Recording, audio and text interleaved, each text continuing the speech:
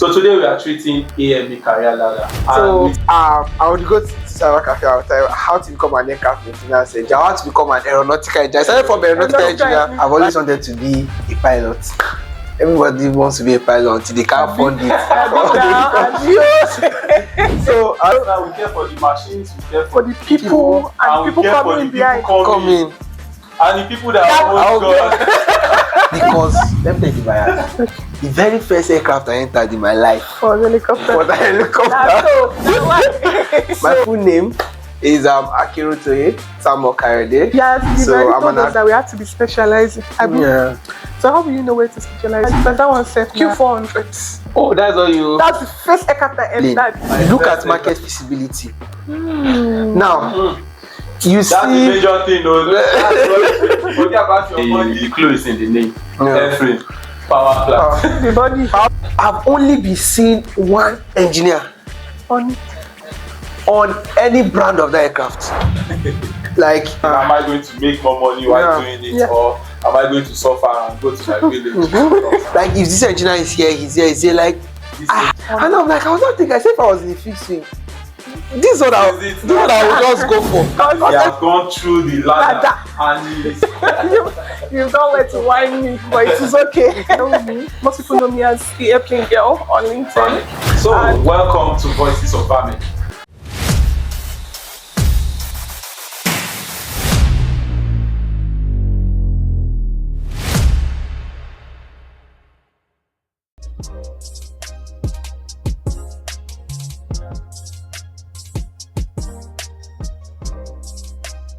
Voices of VAMEC. Hello everybody, this is your guy Ibelih Bright.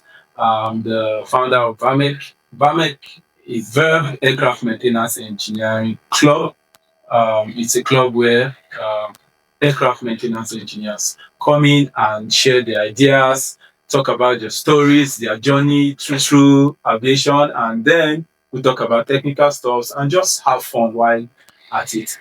And today we are starting our VAMEC series, AME series, called Voices of VAMEC. So, welcome to Voices of VAMEC.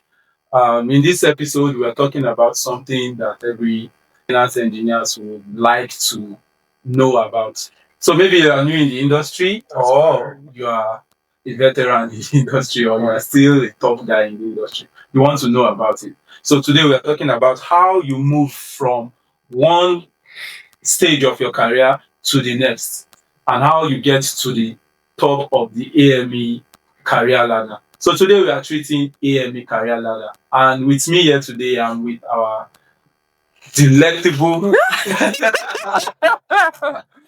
our smart, she's eloquent, she's everything you want in a young aircraft maintenance engineer or an aerospace engineer. So let her introduce herself. Annie. You don't let it whine me, but it is okay.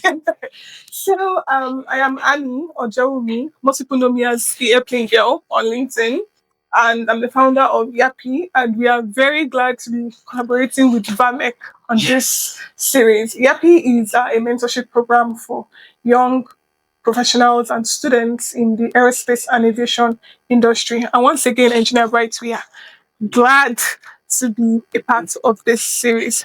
Thank you very much. Thank you very much. I'm really happy that we have YAPi on board. This partnership will go a long way to help young people trying to get in the field of aerospace engineering and aircraft maintenance engineering at large. So we have a guest in the studio today.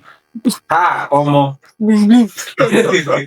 This one, personally, we go way back. Right from our time in college, NCAT, Nigerian College of Aviation and Technology in Zaria. We've known ourselves. He has been a very smart person. Yeah, he followed the ladder to the fullest. Every step of the ladder, this guy climbed it. And right from school, he did his national diploma. He did his higher national diploma.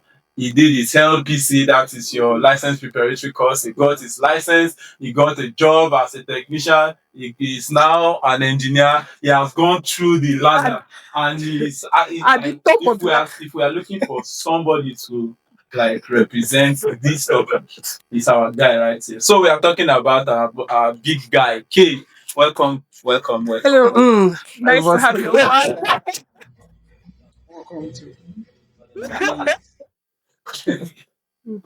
Welcome, K.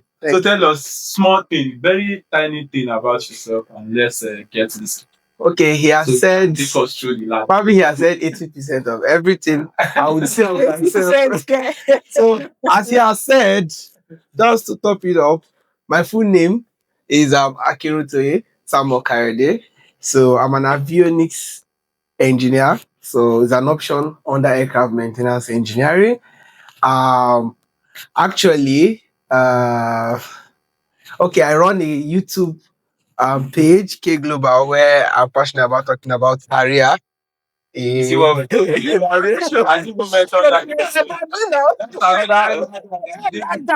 is going off. Because obviously I don't want to see people, young persons, just go astray. They don't even know what to do, or waste time. And time, like they say, is money. Yes. Anyway, so that's why I launched that YouTube channel. Then basically that's all I am. And I think that's one thing that that we all have in common. Yes. We are passionate about people. Yeah. We care too much. We care. We do. We just don't care on machines alone. We care for the machines, we care For the people, and we people care for the coming people behind. coming. And the people that too much care. I didn't know. So, Annie, Yes. So now we are going into the interview proper. Yeah. right. So, Engineer Kayode, Yeah. from one thing I have, like a personal experience that I have, is that most people, when they want to enter the industry, they don't know how. Coming from secondary school, because secondary school is a time where you just, I want to be a doctor, I want to be this, I want to be that, but we don't know how to be.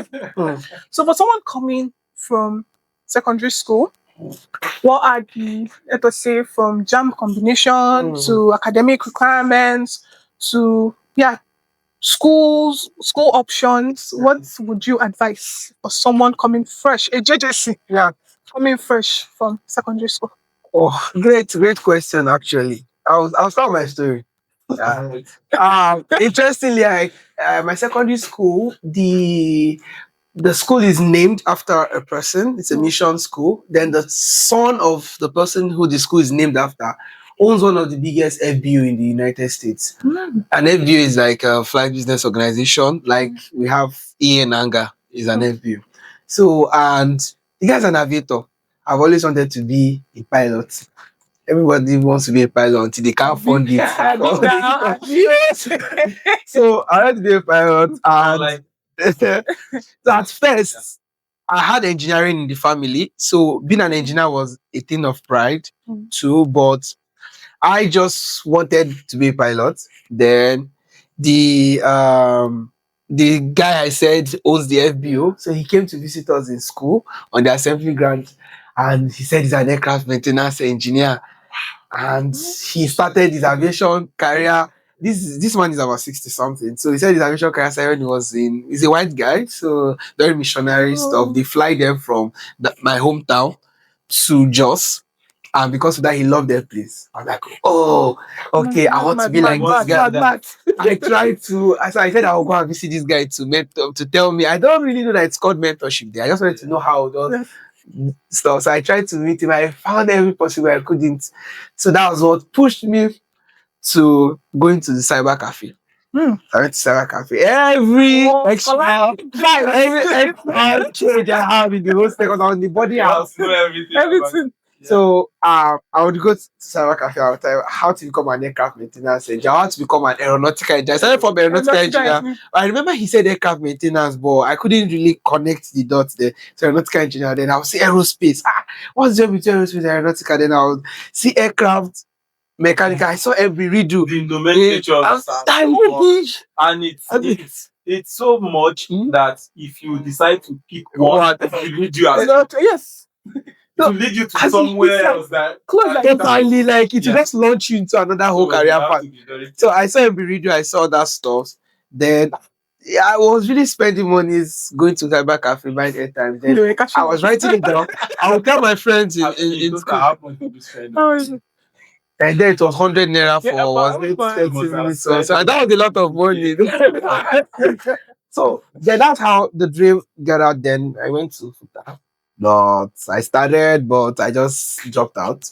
Then I thankfully got to meet somebody who was in NCAT. He was a flying student. So his mom was my mom's colleague, and his house is in NCAT. It's a school. I've never heard of NCAT. So that's how they connected me to Engineer Star. I see you guys are very close. Yes, that's how she explained. Now, coming to your story, why did I take time to just say story?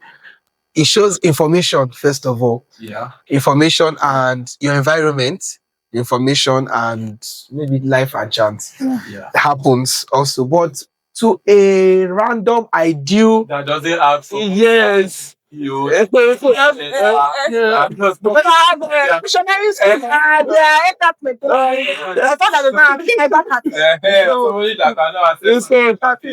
say you are coming from the ideal Nigeria does not even know there's an aviation school in this country. So some don't even know there's anything like aircraft maintenance engineer. Exactly. So how do you now become one? Yes, first of all, the academic requirement you need is O level.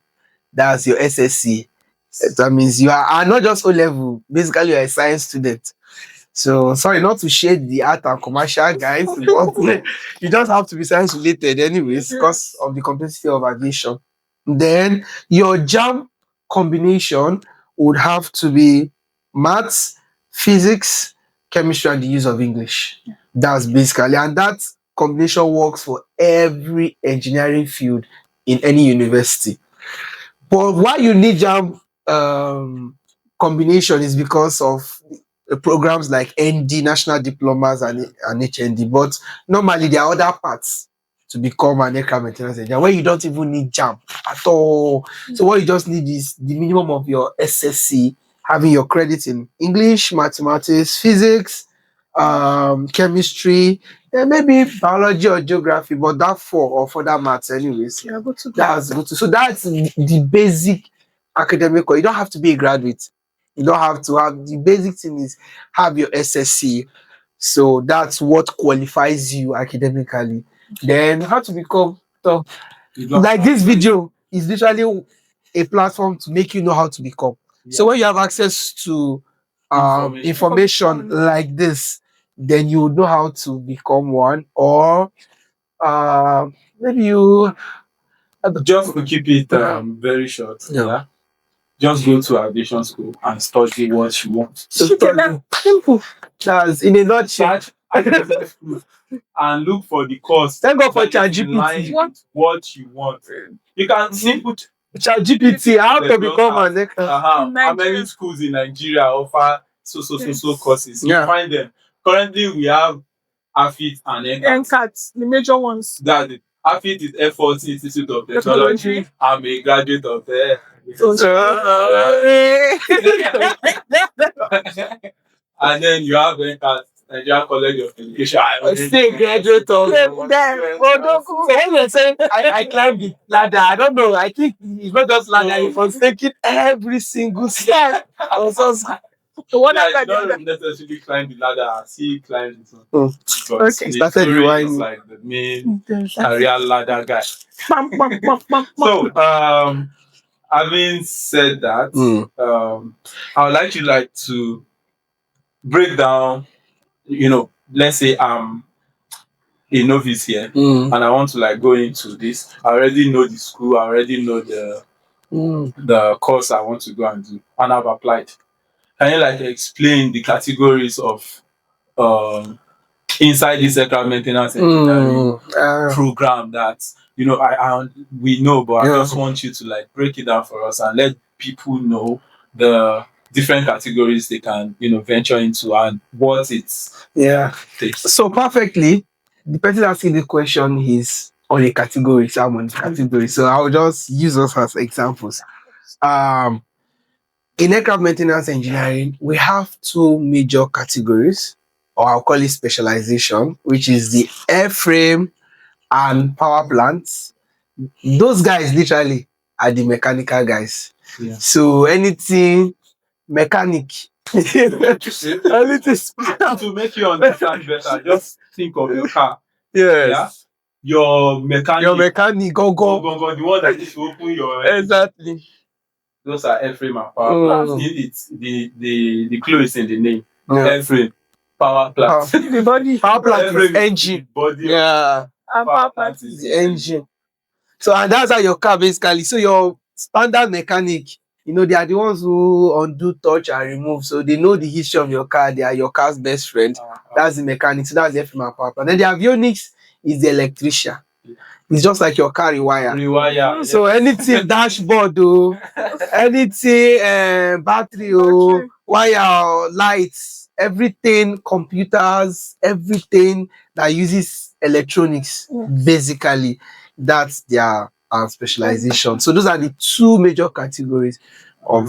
And we have others. Just like you have your panel beater structures. Yeah, exactly. You have your panel beater. We have people who I would say they are kind of a part of airframe and power plant, but then they are special category where you have, we call them structures. Yeah. Structural sheet metal. So they are into other, basically the repair of the body. Yeah. The same work your what they call it, your panel beater. Look at you now, you're also the vulcanizer. So that's the structures, and we have other ones that are smaller ones. Yeah, but basically they are like the children of these two major airframe and power plant and the avionics. So just to be, let's say I can't help you answer. You are saying I can't be loud and you can't see now. Okay. So eventually, let us say we've entered the industry. We're already inside the industry. Are there any trainings you can do to boost yourself? Because they say we have to learn, continue learning till we die. That if you stop learning, you already die. So what are things that trainings, courses, that you can do to boost yourself so that you yourself you will be someone? Okay, thank you, Annie. That's a very powerful question, actually. First of all, aviation is a complex system. That's just the truth. It entails a lot of things, and you have to be a specialist at something, or you have to focus. You have to have a streamline in your career path. So you can't just, because you're an aircraft maintenance engineer, you can't just be everything. So in boosting your career, it's almost like saying you are streamlining yourself towards a path. And because you are streamlining yourself towards a path, you are dropping other weights, so you move faster. So now, the aircraft maintenance engineer is just general, multi-purpose, is everywhere, it's for everything. But like though you have your cars, there's Mercedes, there's Toyota, there's Honda, there is Nissan. That's how it is in aircraft too. There's Boeing, there's Airbus, there's Embraer, there is Bombardier Challenger, there's Falcon, there are many. There's Challenger. So all this means, so for you to boost your career, you have to now say, okay, I have interest in this type of aircraft. In fact, stick to it. Exactly. Even the amazing part is you can either be choppers or airplanes, which are fixed wing. So now in that, you target that one, you target one. Then in this one, there are different models. I want to focus on this. So doing that boosts your career, because now they call it type training. Okay. So you do a type course. The type course just this model. So I'm an engineer on this model. So when there are opportunities, you would be able to fit in, which will still boost your career. Thank you.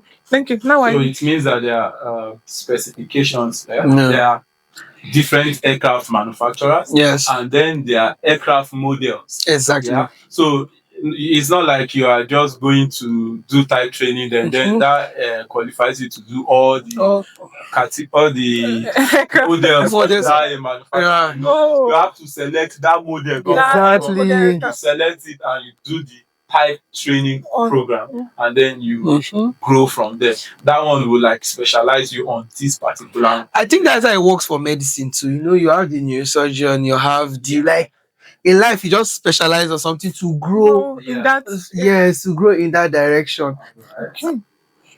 That's good. Good. Yes. It's like my work now. We didn't talk about planner and all those ones. Okay, so yes, you've already told us that we have to be specializing. Yeah. So how will you know where to specialize? Because that one set now this.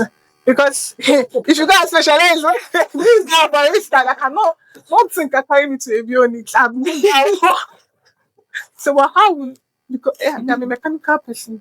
Okay. Not think I carry me. So how do you even know what to How do you know what to specialize? Okay. What are the signals? Is it that your body is like we just say light bulb. Are you getting my son? That is the way. So actually, that's a very, very interesting question, and I think that's really what makes it can actually make or mar your career. Yes. When I mean make or mar, not like to destroy your career, but it can make you go fast, very fast, or at a slow pace. But you even hate your career. You can even destroy it. Yes, because I wake up in the morning and you're hungry. Because it's just for example. Now let me give you a practical example so that you have an idea. Yeah. Hawker is a private jet, a model. Yeah. Hawker is very small. Mm-hmm. If you are tall and big, like you are fat or you are tall and obese or whatever it is, you are, let's say, an airframe and power plant guy. So first of all, you put in your category. Now in airframe and power plant, you have to now push in. I would advise you to do a type rating on that kind of aircraft. As slim as I am, I have scars on my hand because I worked on the aircraft before. It's what day is that word for tight spaces? It's tight. This space is too tight. You would have to bend at very odd angles. Like the aircraft is small, so you having a type specializing DM, so basically you have to look at your body first and look each one. So that's just one thing first. So yeah, you might not want to go with the Boeings and Airbus and you like private jets, but bro, you're already doing yourself more harm than because you would suffer while doing the job. So your body is already your first restraint. So that's just one. And then your brain too. Yes. You know that your brain cannot carry. My brain cannot carry avionics. Yeah, don't go there. So now like this, let's say I'm an avionics engineer and I'm thinking, what do I want to do? First of all, personally, I'm currently in the rotary wing aspect of aircraft maintenance. Rotary wing is helicopters, choppers. So why I liked rotary. I like helicopters. So I already had a fancy for it because let me tell you the bias. The very first aircraft I entered in my life was a helicopter. So I don't know my IT days. Why? That's Mine was Bombardier Q400. Oh, that's all you. That's the first aircraft I entered. My first aircraft was the Air Force aircraft. See, Charlie, you want that? Yeah, that's why you like big. So basically, I had a fancy for it. Then I went to fixed wing, where is airplanes, but I still somehow found my way back to rotary because that's what I wanted. So I like people that say thoughts, line, everything were aligned together. That's one. Then two is for the fixed wing guys now. Let's say you've picked an airplane. You look at market feasibility. Now, you That's see the major thing, though. Think about your body, because you need to. First of all, what are the kind of money? yes? Now, what are the kind of aircrafts being operated in the country? Yeah. in the next 2-3 years, can you envision and see what kind of aircraft do you think the country is still, the aviation industry in Nigeria is tilting to? Yeah. Or what kind of aircraft are they facing out from? So it will make you relevant. Yes. Then also, now, okay, if you are even tilting here, how many engineers already have this specialization? So, yeah, you don't want to drop into a crowd, yes, and you now be struggling to find your way. So essentially, you're saying you look at your body, Yeah, and look at the aircraft that you want to this. Look at your brain, yeah, and your brain can and do this one, and look at the feasibility of things, like the feasibility. Is this thing nice to do it? Yeah. Am I going to make more money while doing it, or am I going to suffer and go to my village or something as that family? Go back home. And then you look at competition. Is everybody in it already on this aircraft? Because if you have too much competition, then you let me give you an example. So yesterday was Friday. Yes. Okay, so yesterday I was just thinking this. I saw an aircraft at the private terminal. I've only been seeing one engineer on any brand of that aircraft. Like the G4 is a Gulfstream. So either G4 is a model, Gulfstream 4, either G550. Like if this engineer is here, he's here. Like I hardly see other, like literally I've not found any other type engineer. And I'm like, I was not thinking, I said if I was in a fixed wing, this is what I would just go for. Because everybody's doing it, Brian. So there are some aircrafts you will observe, but although those aircrafts are not planes, there might just be 3-4, you understand, in the country. But we still, so those are market feasibility. Sometimes don't just jump into, well, like there was a time in this country on Boeing 737. Yeah. Jesus. It was everywhere. Boeing 737, everybody. Everybody. I never used it for one day. Hey. Because everybody has it. So what am I? And then as at that stage, just like you said, relevance, it was going out of phase. Market, people and there are more experienced people than you. Exactly. Yes. So who am I? So then this 145, Embraer 145 also came as Boeing was trying to leave. 145 came, and then the whole world started rushing towards 145. I decided not to do it because I don't like doing what everybody's doing, right? Yeah. So now that's specialization. Not conforming to what everybody's conforming. Some people are just very odd, and being odd just singles you out. Then also there's the be odd. The odd. Be a very odd somebody like me. And sometimes specialization is not your choice, so sometimes the company makes you. So for me now, my current type I'm on, I didn't. Yes, I'm with helicopters, but it's not like I woke up and I was dreaming that one day this is the type of aircraft I wanted to be. The type of helicopter I wanted to, I've not even gotten it. But the one I'm working on, it was based on my employer. My employer has this, and they said, okay, so I needed this training to fit, you understand, to be relevant with my employer. So one of the questions that people would ask, is it possible to switch? Let's say you are specialized on this. Is it possible to like say, no, I don't want this one here, I want to do this? And I'm money now. You can always switch, but it's going to cost you. It's going to cost you. And then this takes us to our next question. After specialization, you are rated on this aircraft. What is the next stage? Yeah, you are already specialized on this aircraft. This is my aircraft. I've done the type training. I've been working on this. What is the next stage, and how do we get to that next stage? This is not a senior man's question. What is it? Because the interesting part is we are also trying to understand. We are still growing anyway. So the question. But I can actually. More than people. Yeah, I believe you. So first of all, we've gotten to type training. So after you get type training, you do your endorsement, right? You endorse it into your license. Then the next role is to become a certifier, and to become a certifier is like taking a legal responsibility.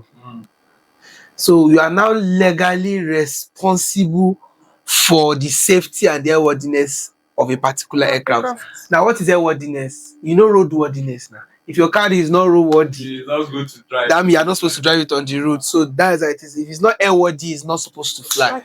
So you as an engineer, you are supposed to be the one to certify that, okay, I've been worked or done maintenance on this aircraft. I would sign and release this aircraft to fly. That is good to go. A lot of And responsibility. do you know how many people? The lives of everybody Exactly. is now in your hands. The first time I entered into Ari, and they told me, say, once the aircraft has gone, they are all in God's hands. Yes, sir. So it's a very big. And before you transfer them to God's hand, they were in your head. They were in your head. That's it. So, wow, I'm just thinking about it again. That's a lot. Wow. So it's a and then there's something when you keep doing something over and over again, it loses its importance. Yeah. In your mind. It's not so big anymore. Yeah. Now I'm thinking about it like imagine someone is going for his wedding. Somebody going for promotion, like everybody's business, going for a contract. The success of whatever they are going for is just in your hands, signing that. Leave and my present location and get to my destination. Now I have to entrust my life to the hands of Oga K. Yes, please do this thing well so that I will not go. Exactly. But we have a good record of success. Our record in Nigeria is yes, and even globally. I think I'm looking at the number of flights that we have in this country, and looking at the number of maybe mishaps that have happened. So most times, don't fear, because you might not just like it. I'm too black now. Then I might just have evil mind. So I'm not like that. So we are professionals, well trained, safety conscious, standard.